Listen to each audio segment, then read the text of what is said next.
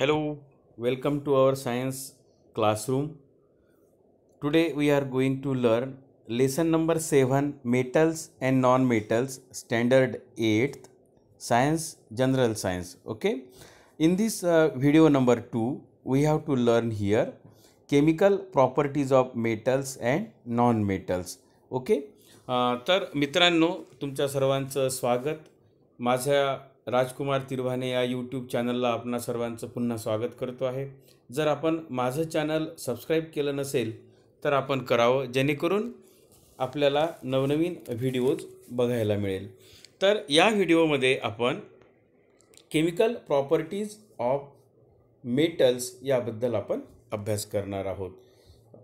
Chemical properties of metals, let us we learn about first properties, electronic configuration. Okay, electronic configuration is the basis of chemical behavior of elements.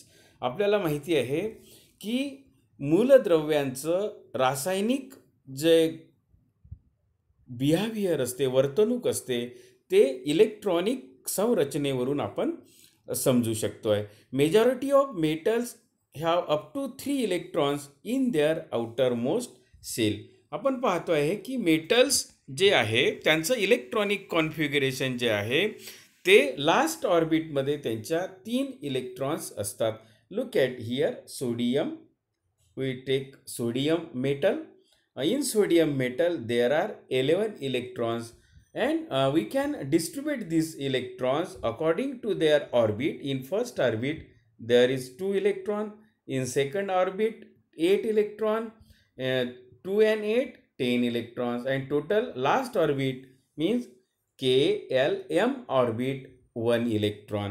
म्हणजेच धातू मूलद्रव्यांमध्ये last ऑर्बिटमध्ये 1, 2 किंवा 3 electrons असतात. हे धातू मूलद्रव्यांचं वैशिष्ट्य असते.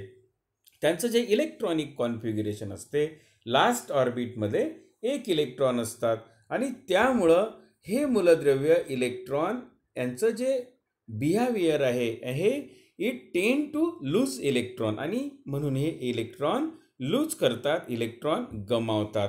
हे महत्त्वाचं वैशिष्ट्य आहे.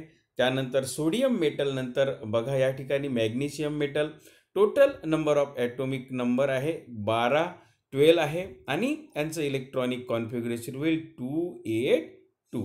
म्हणजे हे इलेक्ट्रॉन जे गमावणार ते 2 इलेक्ट्रॉन गमावणार आहे, आणि जितके इलेक्ट्रॉन गमावतात तितके त्यांना पॉझिटिव्ह चार्ज प्राप्त होतात. जसं सोडियमनी 1 इलेक्ट्रॉन गमावला त्यामुळे त्याला 1 पॉझिटिव्ह सोडियम आयन या ठिकाणी तयार होतो, तर मॅग्नेशियमनी 2 इलेक्ट्रॉन या ठिकाणी तो गमावणार आहे आणि म्हणून मॅग्नेशियम 2 पॉझिटिव्ह आयन्स तयार होणार आहे. हे आपण दुसऱ्या वैशिष्ट्यामध्ये बघणार आहोत. या ठिकाणी बघा परत ॲल्युमिनियम बघतो आहे आपण. ॲल्युमिनियममध्ये 13 इलेक्ट्रॉन आहे आणि हे डिस्ट्रीब्यूट करत असताना 283 लास्ट ऑर्बिटमध्ये किती इलेक्ट्रॉन आहे?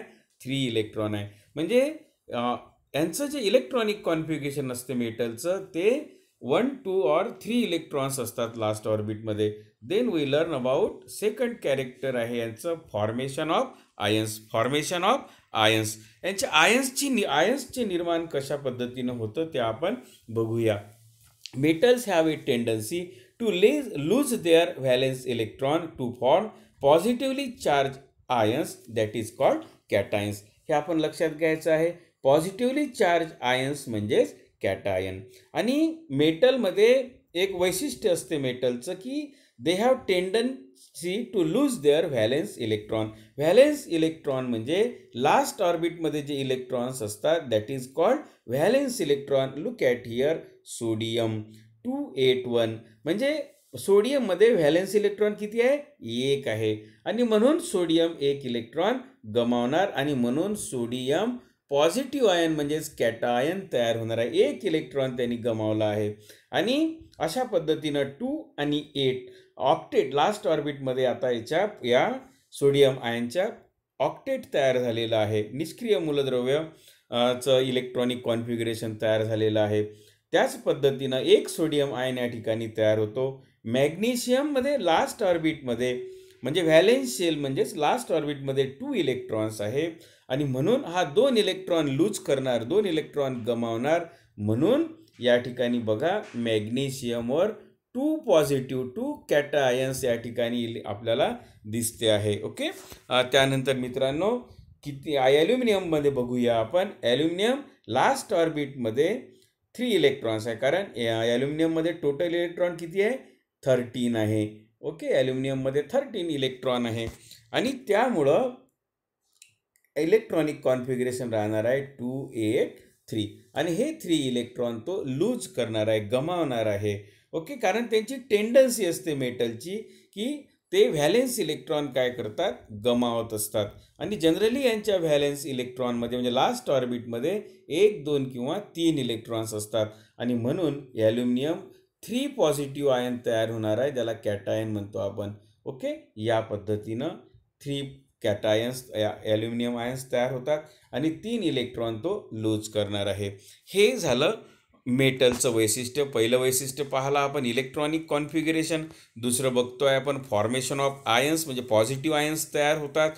त्यानंतर तिसरं बघू आपण रिॲक्शन विथ ऑक्सिजन म्हणजे मेटलची ऑक्सिजनसोबत रिॲक्शन कशी होते ते बघू आपण. Metal combine with oxygen to form their oxides. बघा मेटलचं काय वैशिष्ट्य असते? ते ऑक्सिजनसोबत ऑक्साईड्स तयार होतात. Metal combine with oxygen to form their oxide. Okay. For example या ठिकाणी बघू आपण magnesium and oxygen combine to form magnesium oxide MgO. Okay. या ठिकाणी अशा पद्धतीनं होणार आहे. म्हणजे मेटलचं ऑक्सिजनसोबत कॉम्बिनेशन होतं आहे आणि काय होत आहे? रिॲक्शन होऊन ऑक्साइड्स तयार होत आहे. Metal oxides are basic in nature. Okay. Metal oxides are basic in nature. Metal oxide react with acid to form salt. Okay. या ठिकाणी आपण बघू सोडियम ऑक्साइड्स तयार झालेलं आहे. ओके. हे बेसिक इन नेचर असतं. ओके. आणि मग यापासून काय तयार होणार आहे? ऑक्सिजन ऑक्साइड्स तयार झालेला आहे. Metal oxides are basic in nature. Okay. Metal oxide react with acid to form salt. Okay. म्हणजे metal oxide react with acid to form salt and water. Okay. समजा NaOH आहे. Sodium hydroxide react with HCl. What happen here? when sodium hydroxide react with hydrochloric acid it form NaCl. NaCl is a salt and H2O is a water. म्हणजेच आपण बघतो आहे की metal oxide react with acid to form salt and acid. Okay. हे आपण या ठिकाणी वैशिष्ट्य बघितलेलं आहे. त्यानंतर चौथं वैशिष्ट्य बघू आपण reaction with acids. Okay. Reaction with acids. dilute a hydrochloric acid in a test tube and add zinc dust it. Take a glowing splinter near the mouth of the tube. आणि मग आपण या ठिकाणी ऑब्झर्वेशन करू. Most of the metal react with acid. Most of the metal react with dilute acid to form metal salt and hydrogen gas. Metal with dilute acid. जसं आता या ठिकाणी मेटल कोणतं आहे? या ठिकाणी बघू आपण Fe is a metal. It react with HCl and it form salt. Okay. FeCl ferric chloride या ठिकाणी सॉल्ट तयार होतो आणि हायड्रोजन गॅस तयार होणार. अधिक काय तयार होणार? हायड्रोजन गॅस तयार होणार. ओके. तर या पद्धतीनं metal react with dilute acid to form salt and hydrogen gas. आणि त्यानंतर बघू आपण पाचवं वैशिष्ट्य बघू मेटलचं. Metal reaction with water. Most metal do not show any observable and fast reaction with cold water. लक्षात घ्या थंड पाण्यासोबत त्यांची रिॲक्शन कमी होते आहे. But some metal like sodium and potassium react with cold water to produce their hydroxide and hydrogen gas. Magnesium metal require steam to give similar reactions. आपण या ठिकाणी मेटल्सच्या केमिकल प्रॉपर्टीज पाहिल्या. Now we will learn here chemical properties of non metal. First आपण या ठिकाणी बघू electronic configuration. ज्या पद्धतीनं आपण मेटलचं पाहिलं होतं electronic configuration. Non metals most of the non metals have 4 to 7 electrons in their valence shell or last orbit. म्हणजे याचा अर्थ असा होतो की नॉन मेटल्सच्या लास्ट ऑर्बिटमध्ये 4, 5, 6 किंवा 7 इलेक्ट्रॉन्स असतात, ज्याला आपण व्हॅलेन्स शेल असं म्हणतो आहे. Look at here nitrogen atomic number आहे, म्हणजेच त्यामध्ये इलेक्ट्रॉनची संख्या आहे 7 आणि इलेक्ट्रॉनिक कॉन्फिगरेशन होईल 2 आणि 5. ओके, 2 आणि 5, 2 and 5. म्हणजे 8 पूर्ण होण्यासाठी किती इलेक्ट्रॉन लागणार याला? 3 इलेक्ट्रॉन लागणार आहे. ओके, ऑक्सिजन बघा तुम्ही 8 इलेक्ट्रॉन आहे त्यामध्ये आणि 2 6, म्हणजे याला ऑक्टेट पूर्ण होण्यासाठी 2 इलेक्ट्रॉन लागणार आहे. ओके, म्हणजे 2 इलेक्ट्रॉन हे घेणार आहे. क्लोरीनमध्ये बघा तुम्ही 2 8 7, लास्ट ऑर्बिटमध्ये किती इलेक्ट्रॉन आहे? 7 इलेक्ट्रॉन आपल्याला या ठिकाणी दिसतात, कारण टोटल 17 इलेक्ट्रॉन्स असतात क्लोरीनमध्ये. ओके, म्हणजे याचा अर्थ असा होतो की नॉन मेटलच्या लास्ट ऑर्बिटमध्ये 4 5 6 7 अशा पद्धतीचे इलेक्ट्रॉन्स असतात. हे त्यांचं वैशिष्ट्य आहे. दुसरं आहे फॉर्मेशन ऑफ आयन्स. मग आयन्स कसे तयार होतात? Non metals have a tendency to accept electron in their valence shell to form negatively charge ions called anions. Negatively charge ions are called anions. हे लक्षात घ्या. Positively charge ions are called cation and negatively charge ions जे आहे हे एनायन्स असतात आणि हे कशापासून तयार होतात? नॉन मेटल्सपासून तयार होतात. हे आपण या ठिकाणी वैशिष्ट्य बघितलेलं आहे. त्यानंतर यांच्यामध्ये आपण बघूया क्लोरीनमध्ये बघूया काय होते. तर क्लोरीन 1 इलेक्ट्रॉन घेतो आहे, कारण क्लोरीनच्या लास्ट ऑर्बिटमध्ये किती इलेक्ट्रॉन आहे? 7 इलेक्ट्रॉन आहे. म्हणजेच अष्टक पूर्ण होण्यासाठी एका इलेक्ट्रॉनची गरज आहे, म्हणून क्लोरीनचा क्लोराईड 1 सिंगल निगेटिव्ह आयन्स असलेलं या ठिकाणी तयार होतो आहे. ओके, या ठिकाणी आपण बघितलेलं आहे क्लोरीनमध्ये 1 त्याची व्हॅलन्सी असते, कारण लास्ट ऑर्बिटमध्ये 7 इलेक्ट्रॉन आहे आणि 8 पूर्ण होण्यासाठी किती इलेक्ट्रॉनची गरज आहे? ओन्ली 1 इलेक्ट्रॉनची गरज आहे, म्हणून 1 निगेटिव्ह क्लोराईड आयन या ठिकाणी तयार झाला आहे. ऑक्सिजनमध्ये बघा लास्ट ऑर्बिटमध्ये 6 आहे, म्हणजे ऑक्टेट कंप्लीट होण्यासाठी 2 इलेक्ट्रॉनची गरज आहे, म्हणून या ठिकाणी बघा ऑक्सिजन 2 निगेटिव्ह आयन्स, त्याला एनायन्स आपण म्हणतो आहे, तयार झालेले आहे. त्यानंतर नायट्रोजनमध्ये बघू आपण 2 and 5. Okay, total 7 electron in nitrogen. आणि म्हणून हा इलेक्ट्रॉन किती ॲक्सेप्ट करणार आहे? 3 इलेक्ट्रॉन ॲक्सेप्ट करणार आहे, म्हणून नायट्रोजन 3 निगेटिव्ह आयन्स या ठिकाणी तयार झालेले आपल्याला दिसत आहे. ओके, तर अशा पद्धतीनं फॉर्मेशन ऑफ आयन्स कसे तयार होतात, म्हणजे इलेक्ट्रॉन किती लूज करते किंवा किती ॲक्सेप्ट करते यावरती अवलंबून असते. त्यानंतर आहे reaction with oxygen. Okay, reaction with oxygen. Oxygen सोबत नॉन मेटलची रिॲक्शन कशी होते ते बघूया.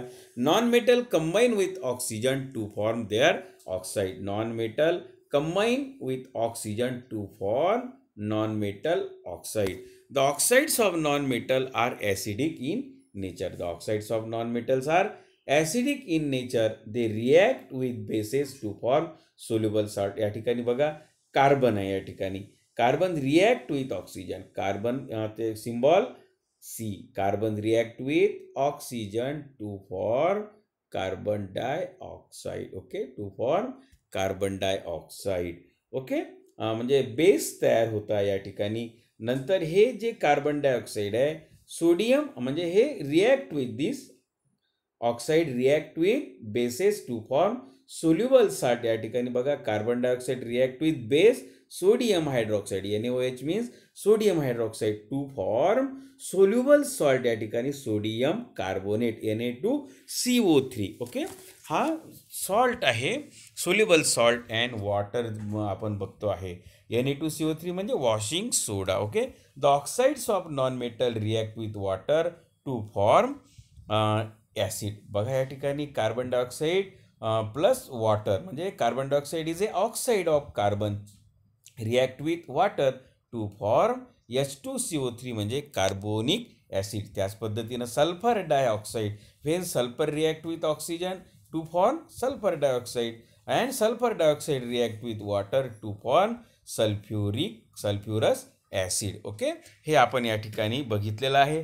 त्यानंतर sulphurous acid react with H2O, sulphuric acid तयार होत आहे. म्हणजेच oxide of non metal react with water to form acid.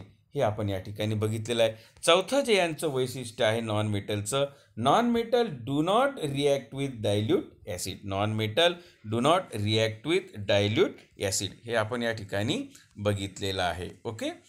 तर आपण मित्रांनो, तुम्हाला नक्कीच हा व्हिडिओ आवडलेला असेल. ओके.